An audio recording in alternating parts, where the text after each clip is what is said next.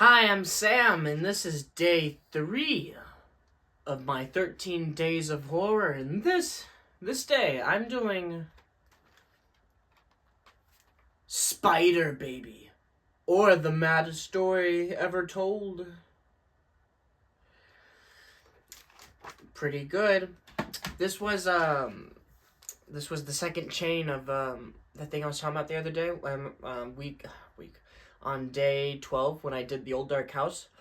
I was saying how that movie was like the first chain or first link of a chain that led to the movies like Texas Chainsaw and then like Wrong House or whatever, right? Those kinds of movies. Spider Baby, I suppose, is like the next movie, or at the very least it's on the same chain. It was directed by Jack Hill. Lon Chaney Jr. plays Bruno. So that's cool. He's in it. He's really old. This is like one of his last movies. Sid Haig is in it. I don't think it's his first, but definitely was, in the beginning of his career. He plays Ralph. Carol Omar plays Emily. She actually was in House on Haunted Hill. That was just cool seeing that. Quinn Rediker plays Peter. And Beverly Washburn plays Elizabeth. There's a few more characters and, of course, actresses in the movie, but those were the main ones that I saw that were like, hey, them.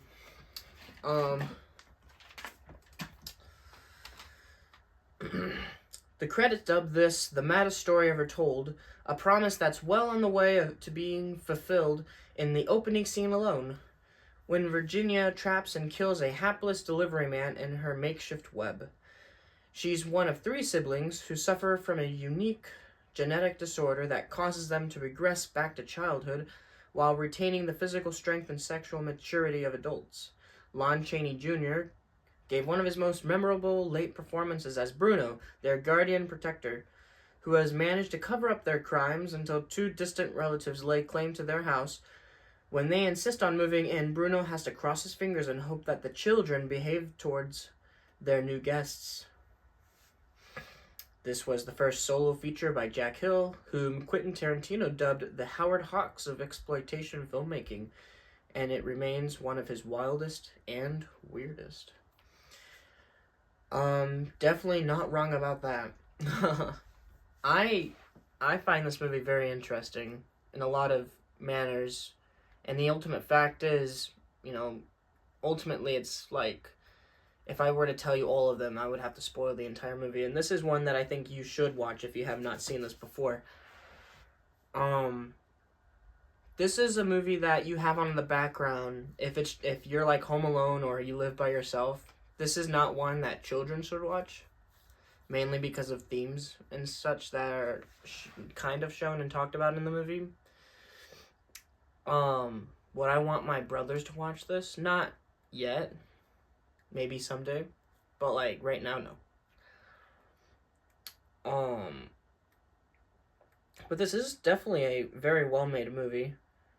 Definitely, one of the best of the 60s. And it's kind of funny, it came out in 1967, but it was technically done and finished and ready to be released in, like, 64, I think, or something like that. I'm not entirely sure, but I'm pretty sure it technically was done like a few years beforehand, and it just took a long time for it to get released. This is the Arrow release, as a lot of special features, a lot of commentaries, different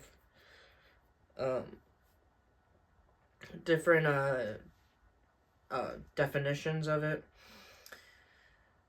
Commentaries, interviews, documentaries, shorts, short films. Oh yeah, there's a short. It was one of Jack Hill's earliest shorts called The Host, featuring Sid Haig in his first starring role. That was an interesting one. But I guess the only way you could watch it is if it's on YouTube or you get this version of the movie. I guess one thing, I guess I could say that's, like, interesting is there's a lot of stereotypes in this movie that I never really thought of before. Now, given I've only watched this, like, 2 or 3 times, maybe 4. Like, the very first person who dies in the movie, But, the first time you meet the relatives, it's a brother and sister, and the sister is driving, and the first time you see them in the car, you see the road and, the car, the camera's in the car looking at the road, and whoever's driving is really bad at driving, like a moment or two where it could have gotten in an accident, and then you see, them from the front, and you see the sister's driving, and she's like, if you don't like my driving, then blah, blah, blah, blah, blah, and it's like, amazing. I really like the soundtrack. And I really like the ending.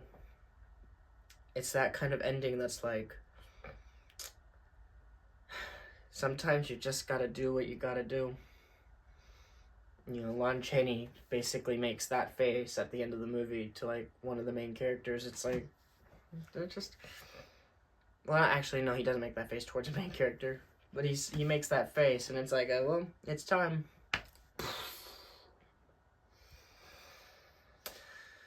But yeah, this is about an hour and 20 minutes. Yeah, I don't know if it's free anywhere, but if you ever found it, definitely watch it. I think so anyway. Is this one that you should watch? Well, I think you should watch it. Why? Because I said so. Anyway, I'm Sam. This was day 3 of my 13 Days of Horror. I did Spider Baby, or The Maddest Story Ever Told. And, yeah. Really good. I think this poster's fine. The, original poster, I guess you can't really see it here. It's a little more simpler. This is a fine poster. But, yeah. 2 more days. I can't wait. I'll see you tomorrow. Goodbye.